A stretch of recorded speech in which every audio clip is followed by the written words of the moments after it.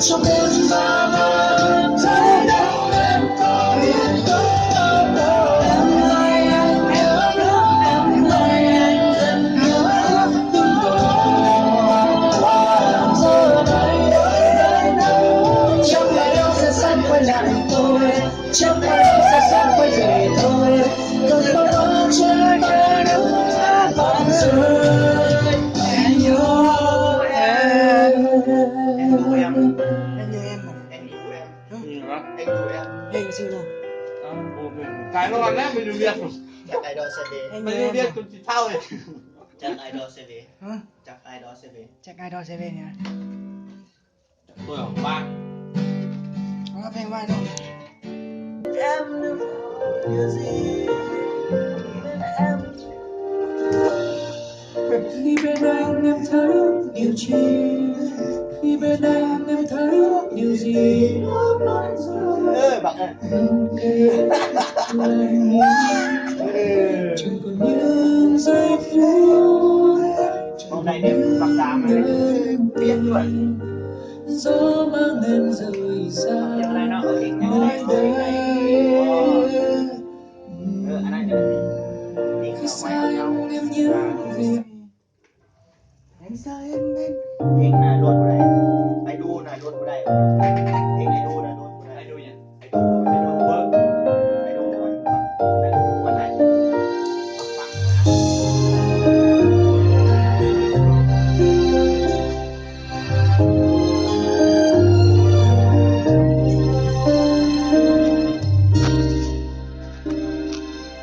chiều nay nhìn em bước phố không biết cuộc sống em dạo này thế nào rồi anh vẫn như thế thôi vẫn cô đơn sớm tối nhiều lúc bối rối bận tim em lỗi lòng em yêu thương hết lòng sao em lại lỡ bỏ anh trong đợi anh như kẻ ngu si chẳng bận tâm điều gì để rồi nhìn em ra đi nhiều lúc anh cứ suy nghĩ anh đã làm sai điều gì mà em ra đi không một lời từ ly hóa ra lúc ta yêu nhau em cũng chỉ toàn dối lời và rồi em coi anh như một kẻ thua anh chẳng thể ngờ được đâu khi tất cả những gì em giấu trao hết cho em ngọt ngào rồi nhận lại chỉ toàn niềm đau nước mắt không vơi được đau khi tình yêu đã phai màu đành nhìn em đến với người sau.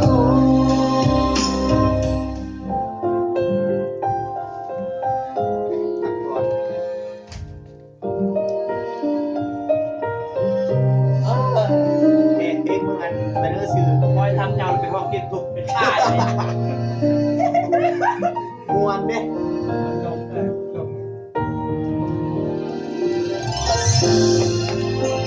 Anh có cái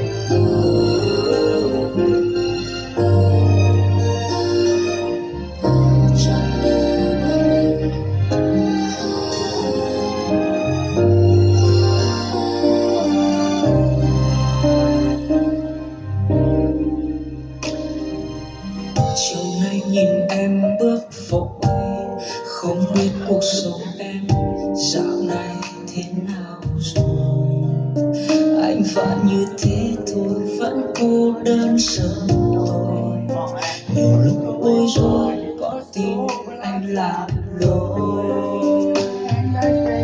lúc anh yêu thương em hết lòng sao em lại lỡ bỏ anh trong đợi anh như kẻ ngu si chẳng bận tâm điều gì để rồi nhìn em ra đi nhiều lúc anh cứ suy nghĩ anh đã làm sai điều gì mà em ra đi không một lời từ ly hóa ra lúc ta yêu nhau em cũng chỉ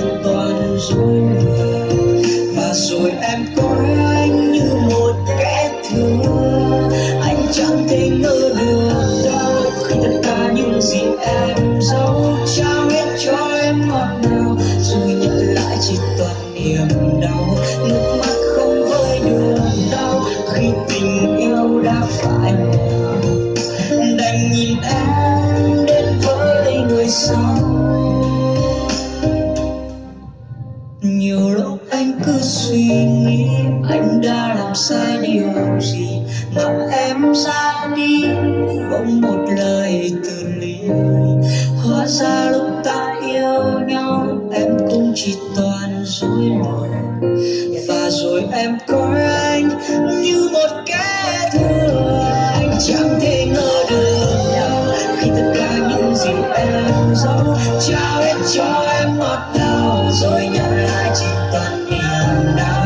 Nước mắt không vơi được đâu khi tình yêu đã phai màu. Đành nhìn em đến với người sau, đành nhìn em đến với người sau.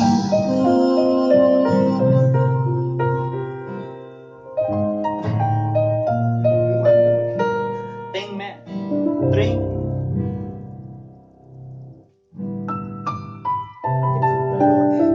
Phải không?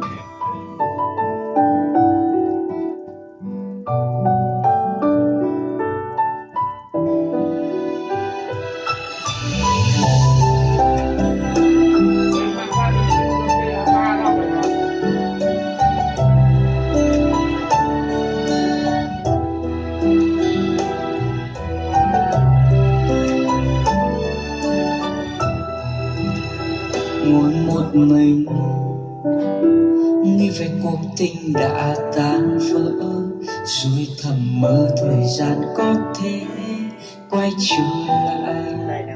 để được cầm tay em, để được ôm em vào lòng, hôn nhẹ lên bờ môi ấm áp đến vô cùng. Giờ thì người đã lạnh lùng, hạnh phúc bên ai rồi, đâu còn thương còn nhớ đến một người đã từng yêu, đã từng có rất nhiều những kỷ niệm một thời mình còn yêu. Mọi chuyện cũng đã kết thúc từ rất lâu rồi, giờ càng nghĩ đến chỉ khiến ta thêm buồn thôi. Nhưng nỗi đau đã hằn sâu trong tiềm thức sẽ mãi không thể nào phai. Giờ anh chỉ ước thời gian có thể quay trở lại để được nắm tay em bước đi trên con đường dài. Dù anh biết chặng đường còn nhiều chông gai, nhưng trong tim anh em mãi luôn tồn tại.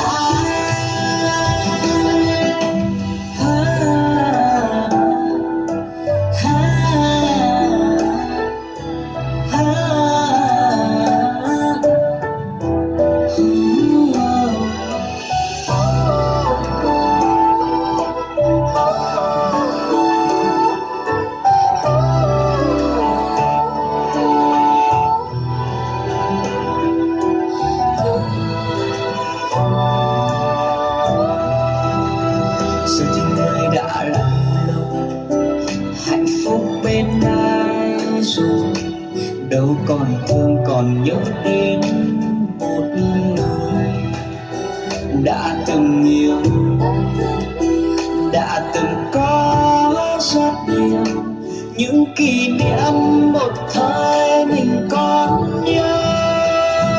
Mọi chuyện cũng đã kết thúc từ rất lâu rồi, giờ càng nghĩ đến chỉ khiến ta thêm buồn thôi. Nhưng nỗi đau đã hằn sâu trong tiềm thức sẽ mãi không thể nào phai. Giờ anh chỉ